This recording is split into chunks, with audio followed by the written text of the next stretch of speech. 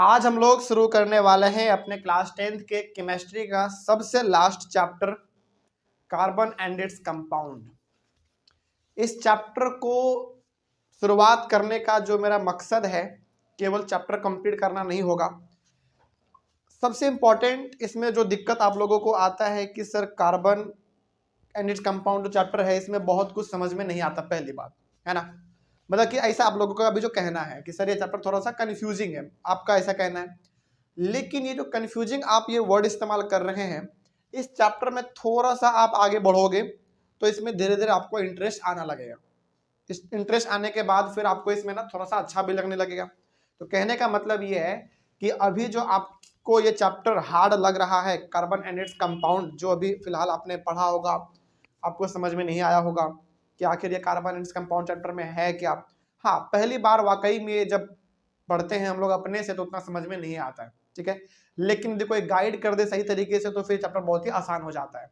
तो गाइड करने के लिए ही हम यहाँ पे हैं बेसिकली, ठीक है। चलिए तो चैप्टर शुरू करते हैं हम लोग अपना केमिस्ट्री का सबसे लास्ट चैप्टर, हमारा क्लास 10th का चैप्टर का नाम है कार्बन एंड इट्स कंपाउंड। इस चैप्टर में बहुत सारी ऐसी चीजें हैं जो कि आपके लिए पहली बार होने वाला है। मतलब कि उस प्रकार का नाम आपने कभी सुना भी नहीं होगा।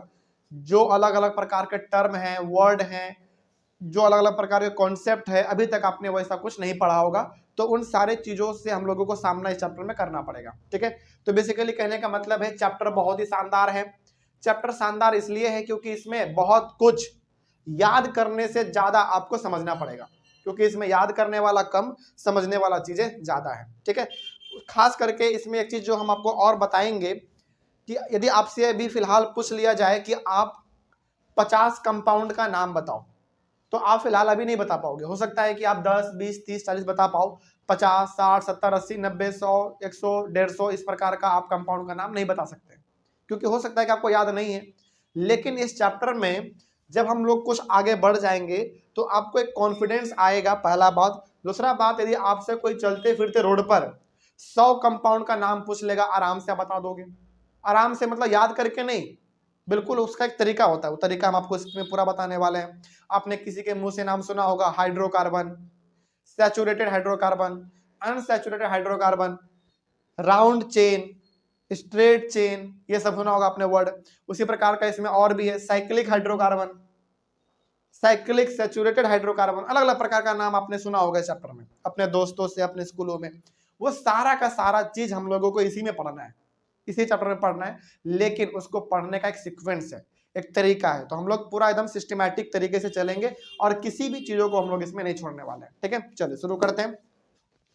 सबसे पहले यदि चैप्टर के, हालांकि इसमें क्या लिखा गया है उन सारी चीजों को हम लोग डिस्कस करेंगे, लेकिन सबसे पहले चैप्टर का हेडिंग देखा जाए। और देखो यहाँ पे ना मेरा एक बातों को आप समझिए, हम चाह रहे हैं कि चैप्टर में बहुत ही बेसिक से लेकर चला जाए एडवांस तक, एकदम बहुत ही नीचे से हम लेकर चलेंगे और एडवांस तक चलेंगे, ठीक है। तो मेरा मकसद होगा कि इस चैप्टर में आपको वो हर चीजें बताए जाएं जो कि हो सकता है कि थोड़ा सा आपको कुछ पहले से भी मालूम हो, और कुछ पहले से भी मालूम नहीं है तो और अच्छी बात है, आपको से मालूम चल जाएगा। तो मेरा मकसद होगा इस चैप्टर को आगे बढ़ाने का, बहुत ही बेसिक से लेकर चला जाए, ठीक है। चलिए शुरू करते हैं।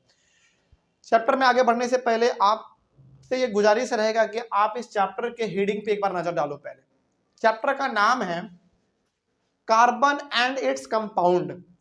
कार्बन के बारे में तो हम लोग पढ़ने ही वाले हैं पूरा का पूरा, लेकिन कंपाउंड का मतलब क्या होता है कार्बन के बारे में भी हम लोग जानेंगे पूरा। वो जो पूरा आप इतना पॉइंट देख रहे हो ना, ये सब का सब कार्बन के बारे में ही लिखा हुआ है। लेकिन कंपाउंड का मतलब क्या समझते हैं आप? आपने पढ़ा होगा कंपाउंड, एलिमेंट, एटम, मॉलिक्यूल, ये सब क्या है वो सब छोड़ दो, अभी फिलहाल हमारे पास कंपाउंड है। तो कंपाउंड का मतलब होता है जब भी हम लोग दो एलिमेंट को या दो से ज्यादा एलिमेंट को आपस में मिलाकर कुछ एक नया सबस्टांस बनाते हैं, तो वही हमारा कहलाता है कंपाउंड। एग्जाम्पल देते हैं आपको, बहुत ही ध्यान से इसको समझिएगा। एक इसका ना एग्जाम्पल देखिए आप, बहुत ही बेहतरीन एग्जाम्पल, वाटर का H2O, इसको हम लोग क्या कहते हैं? H2O वाटर का फॉर्मूला है ये सिंपल सा। इसको हम कहेंगे कंपाउंड। पता है क्यों? क्योंकि इसमें यदि आप ध्यान से देखोगे तो दो एलिमेंट हमारा प्रेजेंट है, एक हाइड्रोजन और दूसरा ऑक्सीजन। तो कहने का मतलब हो गया कि जब भी हम लोग दो या दो से ज्यादा एलिमेंट को आपस में मिलाकर कुछ एक नया सबस्टांस बनाते हैं, तो उसको हम लोग क्या कहते हैं? कंपाउंड कहते हैं। हालांकि ऐसा एग्जांपल आपके सामने बहुत सारा है, लेकिन ये एक हमारा पहला एग्जांपल हुआ, कोई दिक्कत नहीं इसमें। इसमें कितने एलिमेंट? 2 एलिमेंट, हाइड्रोजन और ऑक्सीजन, तो ये हमारा क्या कहलाएगा? एक कंपाउंड कहलाएगा। ठीक है, आगे बढ़ते हैं। उसी प्रकार से और भी एग्जांपल है आपके सामने बहुत सारा। NaCl, सोडियम क्लोराइड इसको हम लोग कहते हैं। ये सोडियम क्लोराइड क्या होता है? नमक होता है जो हम लोग अपने घरों में खाते हैं नॉर्मली। तो NaCl में भी कितना एलिमेंट? 2 एलिमेंट, एक Na यानी कि सोडियम, Cl मतलब क्लोराइड, सिंपल सा, तो ये भी आपका एक कंपाउंड है। तो कंपाउंड का सिंपल सा मतलब है कि जब भी हम लोग 2 एलिमेंट को आपस में मिलाकर या फिर रिएक्ट करवा के कुछ नया सबस्टेंस बनाते हैं तो वही हमारा कहलाता है कंपाउंड, सिंपल सा, कोई दिक्कत नहीं इसमें। अगला आगे है आपका कार्बन। कार्बन का हमारा क्या है? सिंपल सा एक नॉन मेटल है। हालांकि इसके बारे में हम लोग अभी और पढ़ेंगे, लेकिन इस चैप्टर में ना हम लोग किसके बारे में डिस्कस करने वाले हैं, थोड़ा सा आप ये समझो। पहला बात तो इस पूरे के पूरे चैप्टर में हम लोग कार्बन के बारे में बहुत ही गहराई से पढ़ने वाले हैं। किसके बारे में पहला पढ़ेंगे? कार्बन के बारे में। उसके बाद कार्बन से किस किस प्रकार का कंपाउंड बन सकता है। आपने यहां पे देखा कि कंपाउंड बनने के लिए 2 एलिमेंट का होना जरूरी है। तो यहां पे जो हम लोग इस चैप्टर में पढ़ने वाले हैं वो कैसे कंपाउंड के बारे में पढ़ेंगे? कार्बन के कंपाउंड के बारे में पढ़ेंगे। यानी कि जैसे मान लीजिए यदि इसमें हमारा 2 चीज है, H2 यानी कि H और O यानी कि हाइड्रोजन और ऑक्सीजन है, तो इस चैप्टर में आपको हर वक्त कंपाउंड कैसा मिलने वाला है? एक C तो होना ही है उसमें, यानी कि यहाँ पे यदि H है तो यहाँ पे C तो होगा, यानी कि कार्बन तो होगा, और यहाँ पे एक कुछ भी हो सकता है, हाइड्रोजन हो सकता है, ऑक्सीजन हो सकता है, कुछ भी हो सकता है। ठीक है, तो इस पूरे के पूरे चैप्टर में हम लोग कार्बन के बारे में बहुत गहराई से जानकारी लेने वाले हैं, पहली बात। दूसरी बात, इस पूरे चैप्टर में जो हम लोग कंपाउंड पढ़ेंगे वो किसका कंपाउंड होगा? कार्बन का कंपाउंड होगा। ठीक है, चलिए आगे बढ़ते हैं। फिर अब शुरुआत कर सकते हैं। अब आपको चैप्टर का मतलब पता चल गया क्या होता है। ठीक है, आगे बढ़ सकते हैं हम लोग। अब आइए इस पे, पहले कार्बन के बारे में ना हम लोग कुछ जानकारी लेते हैं तरीके से, मतलब इंट्रोडक्शन एक तरीके से। तो carbon is a non metal. Carbon क्या हमारा एक नॉन मेटल है। आपने पढ़ा एलिमेंट हमारा 2 प्रकार का होता है, एक मेटल और एक नॉन मेटल। हालांकि मेटलॉइड भी होता है लेकिन उसको अभी आप छोड़ सकते हैं। फिलहाल आप ये समझो कि कार्बन आपका क्या एक नॉन मेटल है। ठीक है, आगे बढ़ते हैं। Atomic number of carbon is 6। Carbon का एटॉमिक नंबर कितना होता है?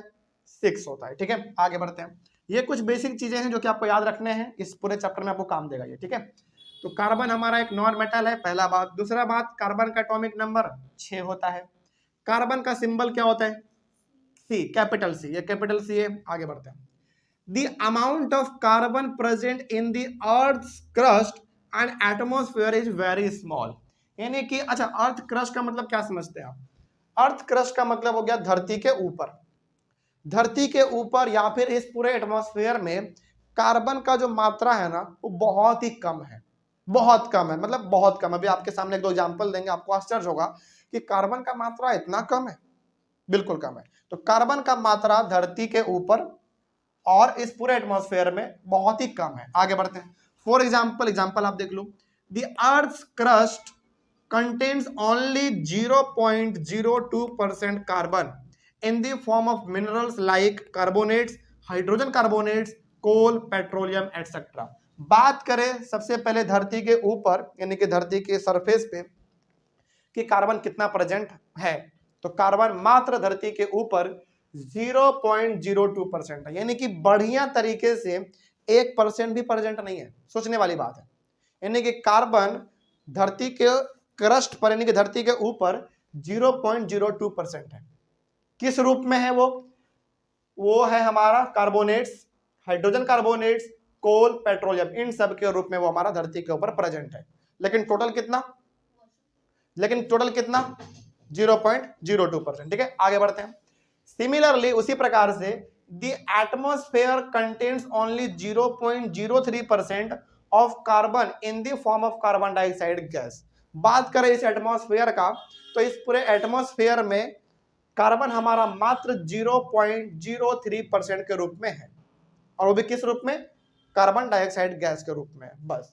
तो आप जरा एक बात थोड़ा एज्यूम करो कि कार्बन हमारा एक नॉन मेटल है, एटॉमिक नंबर 6 है, और इस पूरा का पूरा चैप्टर हमारा उसी के ऊपर है, लेकिन कार्बन का आप देख रहे हो कितना कम मात्रा हमारे पास है। धरती के ऊपर 0.02% और एटमॉस्फेयर में कितना 0.03%। मतलब कि बढ़िया तरीके से आप इसको जोड़ोगे तो टोटल कितना हुआ 0.05% हमारा टोटल कार्बन का मात्रा है हमारे पास धरती और एटमॉस्फेयर का मिला के, जो कि बहुत कम है, बहुत कम। ठीक है, आगे बढ़ते हैं। In spite of this small amount of carbon available in nature, in spite of this small amount of carbon available in nature, the importance of carbon seems to be immense in every sphere of life। यानी कि carbon का मात्रा इतना कम होने के बावजूद इसका इस्तेमाल लगभग हम लोग अपने एवरीडे लाइफ में हर जगह पे करते हैं। मतलब आप खुद सोचो कि कार्बन इतना कम है हमारे पास, लेकिन इतना कम होने के बावजूद हम लोग अपने एवरीडे लाइफ में जो भी चीज खाते हैं, पहनते हैं, यूज करते हैं, उसमें कार्बन का मात्रा प्रेजेंट है। इसमें एग्जांपल अभी आपको देंगे, आपको हैरानी होगा कि कार्बन इतना कम होने के बावजूद इतना ज्यादा ये हर चीजों में कैसे अवेलेबल है। ठीक है, ये अभी एग्जांपल देंगे, आपको समझ में आ जाएगा। आगे बढ़ते हैं। A large number of things which we use in our everyday life are made of carbon compounds. यानी कि हम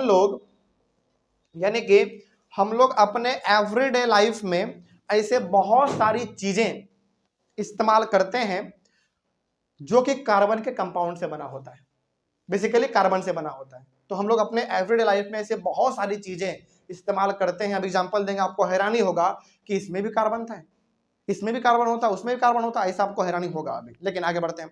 तो हम लोग अपने एवरीडे लाइफ में बहुत सारी चीजें इस्तेमाल करते हैं जिसमें कार्बन का मात्रा प्रेजेंट होता है। एग्जाम्पल देख लेते हैं। For example, our food materials like grains, pulses, sugar, tea, coffee, fruits, vegetables etcetera. सोचो, यानी कि इन सब चीजों में कार्बन का मात्रा प्रेजेंट है। किसमें किसमें? ग्रेन्स, ग्रेन्स मतलब वही चावल, गेहूं, मेज, ये सब आपका। उसमें दाल में, चीनी में, चाय में, कॉफी में, फल में, सब्जी में आदि और भी बहुत सारी चीजें एग्जांपल हम लोग अभी लेंगे। इन सब चीजों में कार्बन का मात्रा प्रेजेंट है। ठीक है, बहुत ही कम मात्रा में ही सही, लेकिन इन सब में कार्बन का मात्रा ऑलरेडी प्रेजेंट है। ठीक है, आगे बढ़ते हैं। तो जब आप चाय पी रहे होते हैं, कॉफी पी रहे होते हैं, तो कहने का मतलब आप कार्बन का इस्तेमाल कर रहे होते हैं वहां पे। ठीक है, बहुत ही कम मात्रा में होता है, लेकिन कार्बन तो होता ही है। ठीक है, आगे बढ़ते हैं फिर। ऑल्सो कॉटन, सोचो, एग्जाम्पल पे आप गौर करो, आपको आश्चर्य होगा कि इन सब में भी कार्बन है। कॉटन का कपड़ा हम लोग पहनते हैं, कॉटन का कपड़ा पहनते हैं, उसमें भी कार्बन है। सिल्क का कपड़ा पहनते हैं, उसमें भी कार्बन है। ऊल का हम लोग पहनते हैं कपड़ा, वो भी, उसमें भी कार्बन है। नायलॉन, पॉलिस्टर, ये सब भी कपड़ा बनता है इन सब का भी। वुड, लकड़ी, कोयला, केरोसिन, एलपीजी जो गैस हमारा आता है, सीएनजी जो अब सीएनजी वाला कार ये सब बस चलने लगा है वो सब, पेट्रोल, डीजल, पेपर। सोचो आप जो पेपर इस्तेमाल कर रहे हैं अभी, उसमें भी कार्बन है। पेपर, रबर, प्लास्टिक, लेदर यानी कि चमड़ा, ड्रग्स, ड्रग्स मतलब दवाई, यहाँ पे दवाई समझना, ड्रग्स का मतलब वो नहीं, नशीला पदार्थ नहीं, यहाँ पे दवाई, ड्रग्स का मतलब दवाई होता है। ठीक है, आगे डाइज, डाइज मतलब जिससे कपड़े को रंगते हैं हम लोग, वो हो गया। Etcetera are made of carbon compounds, यानी कि ये सब का सब हमारा कार्बन से बने हुए हैं। अब आप इसमें ये नहीं कह सकते हैं कि इन सभी में पूरा का पूरा मात्रा कार्बन का ही है, नहीं, आप ये नहीं कह सकते। उसमें और भी अलग चीजों का मात्रा है, लेकिन सबसे उसमें मतलब और भी अलग चीजों का मात्रा है, लेकिन उनमें से कार्बन भी एक चीज है हमारा, वो भी उसमें मिला हुआ है। ठीक है, आगे बढ़ते हैं फिर। Hence, it is clear that carbon plays a very important role in our everyday life। तो यहां से पढ़ते हुए, एग्जाम्पल देखते हुए हम लोग अब तो ये कह ही सकते हैं कि कार्बन का इंपॉर्टेंस हमारे एवरीडे लाइफ में बहुत ज्यादा है। जो भी चीज हम लोग लगभग इस्तेमाल कर रहे हैं सभी में कार्बन है। आप खाना खा रहे हैं, कार्बन है। कपड़ा पहन रहे हैं, कार्बन है, ऑब्वियस सी बात है। आप लकड़ी का इस्तेमाल कर रहे हैं, कार्बन है। पेपर आप पढ़ रहे हो, कार्बन है, ऑब्वियस सी बात है। आप जिस लकड़ी पे बैठे हुए हैं वो भी कार्बन है। मतलब कि पूरी तरीके से कार्बन नहीं है, लेकिन कार्बन का मात्रा तो उसमें है। तो अब जरा एज्यूम करो, आप थोड़ा सा इमेजिन करो कि कार्बन हमारे पास मात्र टोटल बात करें तो 0.05% है, यानी कि इसको और इसको ऐड कर दिया जाए तो 0.05% है। लेकिन इतना कम होने के बावजूद ये लगभग हर चीज में अवेलेबल है जो हम लोग इस्तेमाल करते हैं। सोचो, तो इतना ज्यादा होने, यानी कि कार्बन का इतना ज्यादा इस्तेमाल है इसीलिए हम लोगों को ये चैप्टर पढ़ना चाहिए, तभी तो पता चलेगा कि कार्बन में आखिर ऐसा क्या है कि ये लगभग हर चीज में प्रेजेंट है। देखो आपको नेक्स्ट चीज बताते हैं, हमारे पास एलिमेंट बहुत सारे हैं, कोई नॉन मेटल है तो कोई मेटल है, बहुत सारे हैं, लेकिन पता है सबसे ज्यादा जो हमारे एवरीडे लाइफ में इस्तेमाल होते हैं वो क्या पता है? हालांकि इस्तेमाल तो हम लोग ऑक्सीजन भी कर रहे हैं, लेकिन ये तो नेसेसरी हमारे लिए है। इन सब चीजों को छोड़ के जो हम लोग सबसे ज्यादा इस्तेमाल करते हैं उनमें से आपका एक कार्बन है। जितना ज्यादा हम लोग कार्बन को इस्तेमाल करते हैं इतना ज्यादा किसी चीज को इस्तेमाल नहीं करते हम लोग, ऑक्सीजन नाइट्रोजन ये सब छोड़ के। तो सोचो इसका इस्तेमाल कितना ज्यादा है। इतना ज्यादा इस्तेमाल होने के पीछे कारण ये है, मतलब अभी तो नहीं बताएंगे क्योंकि इसके पीछे बहुत ही सस्पेंस छुपा हुआ है, अभी आपको पता चलेगा इसमें कि कार्बन इतना सारे चीजों में अवेलेबल क्यों है। भाई कार्बन के पास ऐसा क्या खास बात है कि हर चीज में वो शामिल हो जा रहा है? इन सब चीजों के बारे में हम लोग गहराई से जानेंगे, लेकिन क्या यहाँ तक कोई दिक्कत नहीं? ये तो एक तरीके से कार्बन का इंट्रोडक्शन था। ठीक है, आगे बढ़ते हैं। अगला है, अच्छा एक बात आप बताओ, आप कैसे पहचानोगे कि किसी चीज में कार्बन है कि नहीं? इसका तरीका होना चाहिए ना, कोई चीज होना चाहिए हमारे पास जिससे पता चल जाए कि उसमें कार्बन है कि नहीं। जैसे मान लीजिए हमारे पास ये मार्कर है, हमको पता करना है कि इसमें कार्बन है कि नहीं, कैसे पता करेंगे? क्या देख के पता कर लेंगे क्या? नहीं, देख के तो आप नहीं बता सकते। देख के तो आप ये भी नहीं बता सकते हैं कि जो मेरे पास जैकेट है इसमें भी कार्बन है कि नहीं, देख के आप नहीं बता सकते हैं। लेकिन इसके पीछे कुछ टेस्ट, कुछ एक्सपेरिमेंट ऐसा होना चाहिए जिससे हम लोग ये पता कर सकते हैं कि कोई चीज में कार्बन है कि नहीं है। तो इसके पीछे हमारा एक एक्सपेरिमेंट है छोटा सा। क्या एक्सपेरिमेंट है? देखिए, presence of carbon in a material, यानी कि किसी मटेरियल में कार्बन है कि नहीं है, आप ये कैसे पता करोगे? तरीका होता है, देखो क्या तरीका है। Burn the given material in air. पहली बात, जैसे मान लीजिए, सपोज कीजिए, चलो हमको इसी को पता करना है। मान लीजिए कि हमको पता करना है कि इस मार्कर में कार्बन है कि नहीं, तो सबसे पहले क्या करो, इसको हवा में जलाओ, यानी कि सिंपली इसको लाइटर से जला दो। जलाने के बाद क्या करो, ऑब्वियस सी बात है, जलाएंगे तो क्या निकलेगा? गैस निकलेगा। ठीक है, आगे बढ़ते हैं। Pass the gas formed through lime water. Lime water मतलब ये वाला फॉर्मूला CaOH का होल 2, तो ये हमारा लाइम वाटर का फॉर्मूला होता है। तो इससे जो गैस निकलेगा ना, उस गैस को पास कराओ किससे? लाइम वाटर से, यानी कि जो गैस निकलेगा उसको इकट्ठा करके इससे पास कराओ, इसमें छोड़ दो, सिंपल सा। If the lime water turns milky, milky मतलब दूध जैसा, मिल्की मतलब समझ आ रही है क्या बात है? चलो, तो if the lime water turns milky, यानी कि गैस पास करने के कारण से यदि वो हमारा लाइम वाटर मिल्की हो जाता है, यानी कि दूध तरह का हो जाता है, थोड़ा सा व्हाइट हो जाता है, then the given material contains carbon, तो आप समझ जाना कि उसमें क्या हमारा प्रेजेंट है? कार्बन प्रेजेंट है। बात समझ में आ रही है? तो टेस्ट क्या बताता है? तो किसी मटेरियल में कार्बन है कि नहीं, कैसे पता चलेगा? सिंपल सा काम कराओ, किसी मटेरियल में आपको जो जिसमें आप, मतलब आपको पता करना है कि इसमें कार्बन है कि नहीं, तो पहले क्या करो, उसको जलाओ, उससे जो गैस निकला उस गैस को पास करवाओ किससे? लाइम वाटर से। यदि वो लाइम वाटर मिल्की हो जाता है तो समझ जाना कि उसमें कार्बन है। बस यही तरीका है जिससे आप ये पता कर सकते हैं कि किसी मटेरियल में कार्बन है कि नहीं है। कोई दिक्कत नहीं इसमें। देखो ये चीज ना हम कहीं अलग से नहीं लिखे हुए हैं, ये आपके बुक में है, एनसीईआरटी में लिखा हुआ ये चीज। ठीक है, इसको ध्यान से समझिएगा। इसीलिए हमने आपको पहले कहा था कि हम इस चैप्टर में जानबूझ के बेसिक से लेकर एडवांस तक चलेंगे हम लोग। ठीक है, हालांकि आप में से बहुत सारे बच्चों को इसमें से बहुत सारी बातें पहले से पता होंगी, बहुतों को पता नहीं होगा, बहुतों को कंफ्यूजन होगा, लेकिन हाँ मेरा मकसद ये है कि इस चैप्टर को बहुत ही बेसिक से लेकर चला जाए। ठीक है, तो एडवांस तक चलेंगे हम लोग। ठीक है, कब तो कोई दिक्कत नहीं होना चाहिए इसमें। तो ये 3 पॉइंट, तो ये 3 पॉइंट बेसिकली हम लोगों को ये बताता है कि किस तरीके से आप ये पता कर सकते हो कि किसी मटेरियल में कार्बन है कि नहीं है, सिंपल सा। ठीक है, और ये चीज याद रखना कहीं बाहर से नहीं है, एनसीईआरटी में दिया हुआ है ये चीज। ठीक है, तो जैसा हमने आपको अभी तुरंत कहा था कि बेसिक से लेकर एडवांस तक हम लोग चलना चाह रहे हैं, तो हर चीज इसमें हम लोग डिस्कस करेंगे, कोई चीज इसमें हमारा छूटने वाला नहीं है। ठीक है, इसमें तो कोई दिक्कत नहीं है। चलिए, एक बात हमने आपको और कहा था इसमें, जो आपको बहुत ही ध्यान से समझना है कि चैप्टर थोड़ा सा हाँ लेंदी है, थोड़ा सा लंबा है, हार्ड नहीं कह सकते हैं क्योंकि बहुत आसान चैप्टर है हमारा। हम लोग जब आगे बढ़ेंगे तो चीज़ों को हम लोग समझते हुए भी चलेंगे।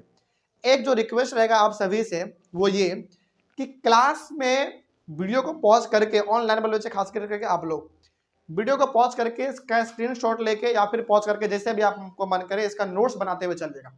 ठीक है ना, बिल्कुल बहुत ही इंपॉर्टेंट नोट्स रहेगा आपके लिए और शॉर्ट रिवीजन के लिए बहुत ही इंपॉर्टेंट रहेगा आपके लिए। ठीक है, जब भी आपका भी पढ़ने का मन करेगा तो एक बार कॉपी पलट लिए और सब चीज़ एक बार देख लिए समझ में आ जाएगा। और जहाँ से इसको शुरुआत कीजिएगा वहीं पे चैप्टर पूरा लिखिएगा, ठीक है। ऐसा नहीं कि एक दो पेज कहीं और लिख दिए फिर कहीं और लिख दिए तो फिर ढूंढने में दिक्कत हो जाएगा। तो इसका पहले आप लोग एक बार स्क्रीनशॉट ले लीजिए और स्क्रीनशॉट लेने के बाद इसको अपने कॉपी में जरूर मेंशन कीजिएगा। और यहाँ तक जो हम लोगों ने आज डिस्कस किया है केबल और केबल, इस चैप्टर का इंट्रोडक्शन है, बस इंट्रोडक्शन है, और इसके अलावा इसमें कुछ नहीं है, ठीक है। लेकिन ये तो केवल इंट्रोडक्शन हुआ। इस चैप्टर का जो मेन हिस्सा हमारा है, जो कि आपको थोड़ा सा ध्यान से समझने वाला है, ये तो कोई भी एक बार सुनेगा समझ जाएगा बेसिकली, है ना, सुन के समझने वाला ये चीज था। लेकिन इसका जो मेन हिस्सा है वो हम लोग अपने अगले वाले क्लास यानी कि कल से शुरू करेंगे, ठीक है। चलो तो मिलते हैं हम लोग अपने अगले वाले क्लास में यानी कि कल। तब तक के लिए thank you very much and have a nice day.